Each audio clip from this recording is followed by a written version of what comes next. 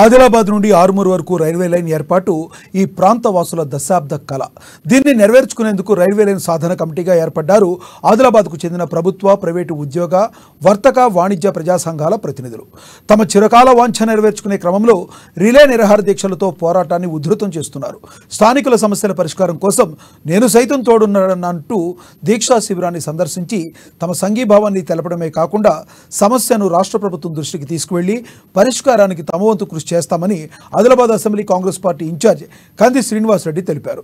తక్కువ ఖర్చుతో పూర్తయ్యే ఈ రైల్వే లైన్ను నిర్మాణాన్ని కేంద్రం దశాబ్దాలుగా నాంచుతోందని, ఇది పూర్తయితే ఈ ప్రాంతానికి విద్య, వైద్యం, పారిశ్రామిక రంగాలకు ఎంతో మేలు కలుగుతుందని పేర్కొన్నారు.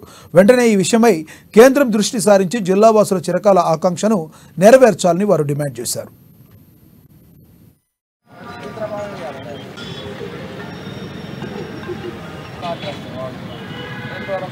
ఈ ఎక్కువ కిలోమీటర్లు వేసి ఏమంటే ముక్కు ఎక్కడ ఉన్నాయంటే గిడ చూపెట్టకుండా ముక్కు ఎక్కడ ఉన్నాయంటే గిట్ల చూపించినట్టున్నది.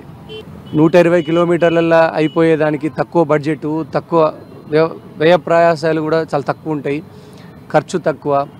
సో తక్కువ డబ్బులల్లో ఎక్కువ మ్యాక్సిమం ప్రయోజనం కలిగించేటువంటి అంశం ఇది.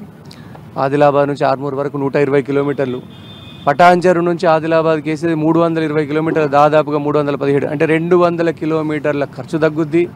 ఆ 200 కిలోమీటర్ల ఖర్చులు, మ్యాన్ పవరు అవన్నీ కూడా తగ్గి ఒక అద్భుతమైనటువంటి ఆలోచన మనకు ఉండి కూడా మనం చేయలేకపోతున్నాం. తప్పకుండా దీన్ని మా ముఖ్యమంత్రి గారి దృష్టి కూడా తీసుకెళ్తాం.